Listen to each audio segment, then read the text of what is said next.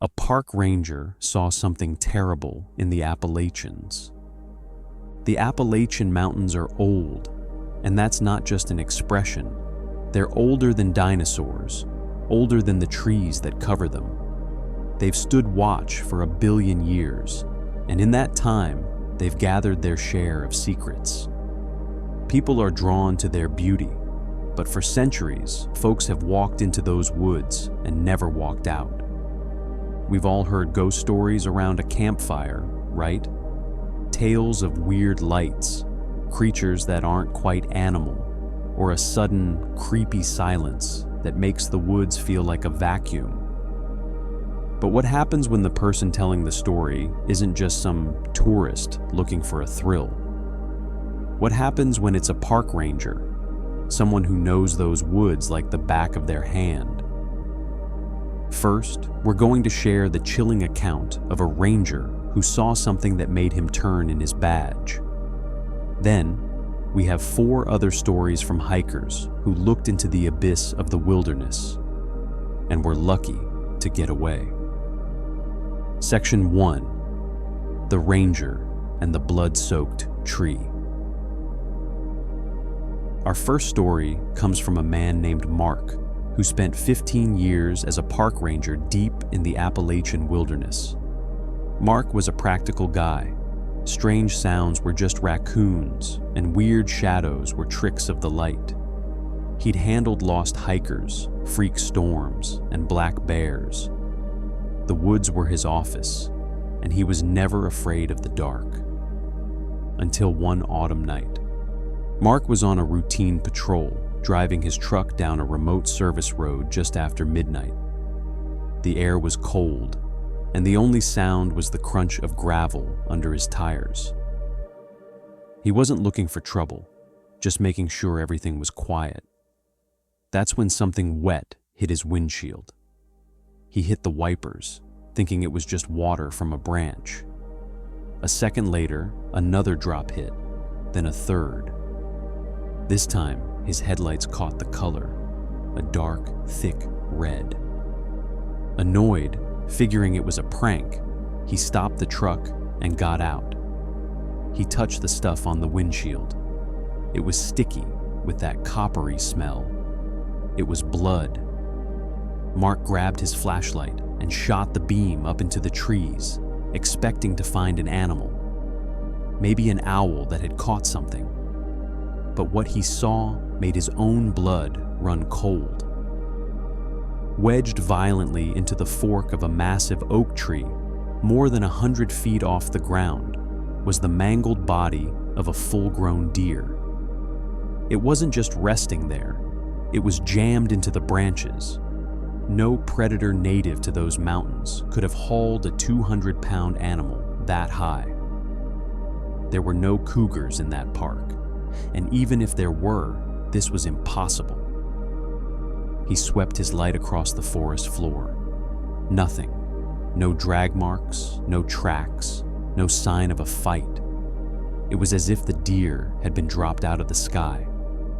As he stood there frozen, trying to make sense of it all, he felt another drop land on his shoulder. He didn't have to look. Mark slowly backed away to his truck, got in, and locked the doors. He tried to radio it in, but how do you even describe the impossible? The official report ended up being unusual animal predation, a sanitized, empty phrase for the horror he'd seen. Mark quit his job 6 months later.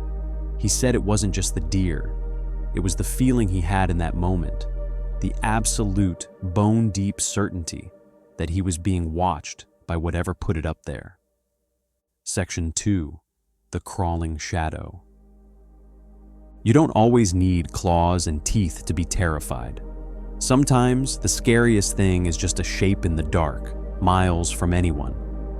This next account is from a woman named Chloe, a seasoned solo hiker who was tackling a remote piece of the Pacific Crest Trail in Northern California. After a long 14-mile day, Chloe pitched her tent in a small clearing surrounded by giant redwoods. She was exhausted and fell asleep almost instantly. but something woke her up. Her eyes snapped open in the pitch black. There was no sound, but every muscle in her body was tense. She was awake with a pure, unexplained dread. Through the mesh of her tent, she saw the dark outlines of the trees against an even darker sky. And then she saw movement. At the edge of the clearing, something was crawling on all fours. But it was all wrong. It was long, skinny, and its limbs moved with a slow, jerky rhythm that was completely unnatural. It wasn't a bear or a coyote. It was shaped like a person, but it was just a silhouette, a moving void in the darkness. Chloe tried to scream, but her throat was locked up. She was completely paralyzed, forced to watch as this thing crawled silently toward her tent. 50 feet, then 40, then 30. It made no sound at all, which was somehow worse than any growl. She squeezed her eyes shut, sure that this was it. She braced for the sound of tearing fabric, for a hand grabbing her leg. But nothing happened. When she finally found the courage to open her eyes, it was gone. The clearing was empty. There was only that heavy, oppressive silence. She lay there, shaking, until the sun came up. In the morning, everything looked normal. Her campsite was untouched. No tracks, no broken branches, nothing. But Chloe knew what she saw. She packed her gear, abandoned her trip, and hiked the 14 miles back to her car without stopping. She says she's never camped alone again. Section 3. The forest that held its breath. Sometimes the most terrifying thing in the woods isn't what you hear, it's what you don't hear. This story comes from a guy named David, who was on a search and rescue team in the Rockies. They were looking for a hiker who'd been missing for 3 days. David had been on dozens of these searches, but this one felt wrong from the start. As soon as his team stepped into the backcountry where the hiker was last seen, everything went silent. No birds, no squirrels, not even the buzz of insects. The air was completely still. It felt like the entire forest was holding its breath. The quiet was a physical weight. It muffled their footsteps and ate their voices when they called out the missing hiker's name. The whole team felt it, swapping nervous looks as they pushed deeper into the silent woods. On day 2, they found his camp. The tent was zipped up, sleeping bag inside. His backpack was propped against a tree with his boots next to it. It looked like he'd just walked off for a minute. But then they saw the blood spatters on his backpack and the ground nearby. There was no body, no trail, nothing. The hiker was just gone. The team kept searching, but the silence and the feeling of being watched never went away. That night, they made their own camp. David took the first watch. As he sat by the fire, a loud crack shattered the silence. It was the sound of a huge branch snapping right at the edge of the firelight. It was violent and impossibly close. The team scrambled for their flashlights, pointing them into the darkness. They saw nothing, just the same silent, watching trees. They never found the hiker.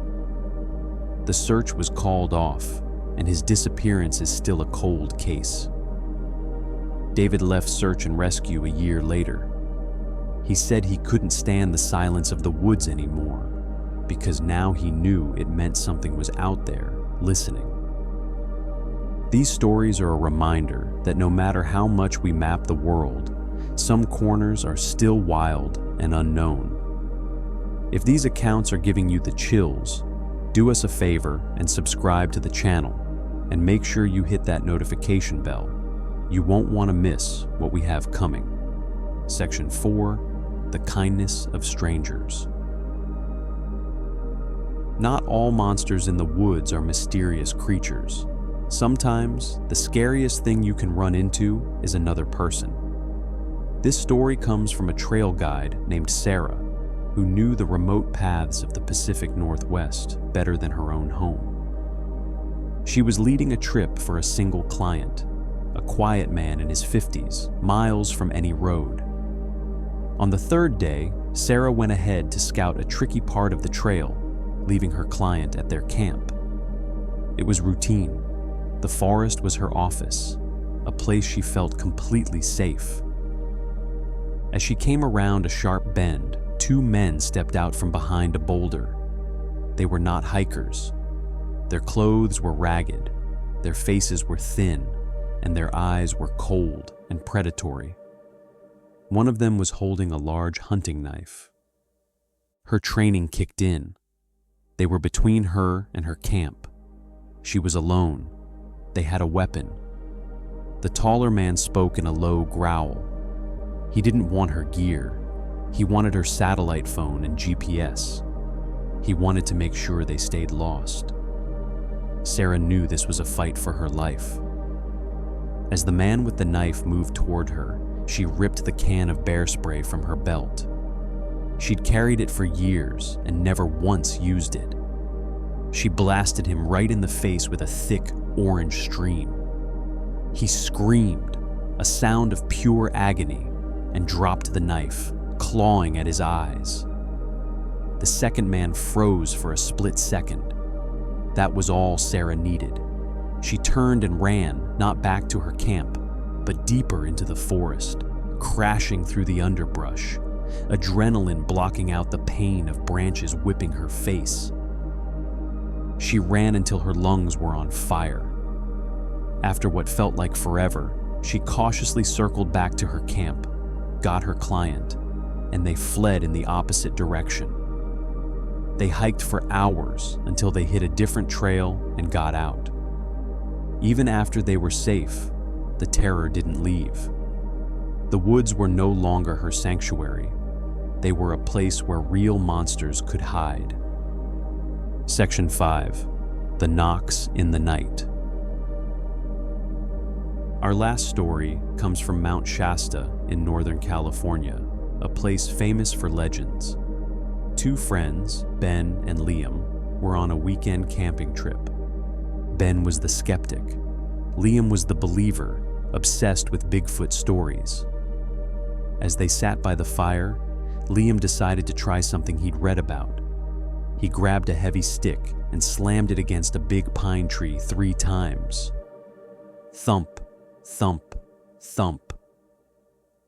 The sound echoed through the woods. "That's how you talk to them," he said with a grin. "You knock and they knock back." Ben just rolled his eyes. For a few minutes, the only sound was the crackle of the fire. Then, from deep in the woods to their right, a reply came. Knock, knock, knock, dot, dot. The sound was loud, clear, and perfectly rhythmic. It wasn't a woodpecker. The friends stared at each other, their smiles gone.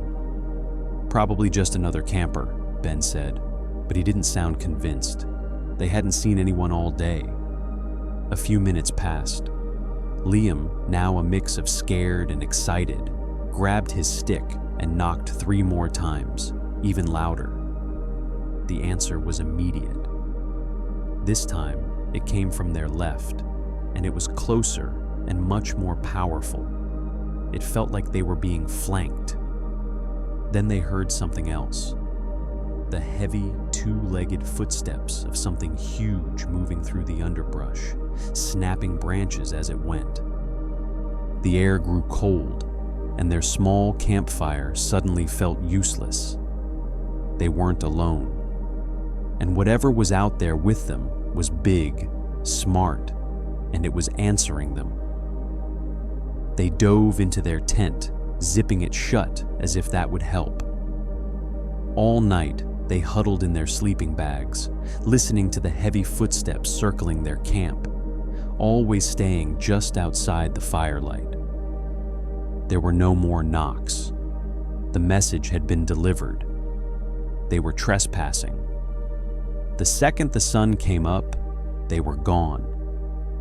From the blood-stained trees of the Appalachians to the silent forests of the West, the wilderness holds its secrets. These accounts aren't just spooky stories. They're reminders of how small we are when we step off the pavement and into a world that plays by older, wilder rules. They remind us that there are still dark places we don't understand, where silence can be a warning, and where something might just knock back from the shadows. What would you have done? Have you ever seen something in the woods you couldn't explain? Let us know in the comments. Until next time, stay safe out there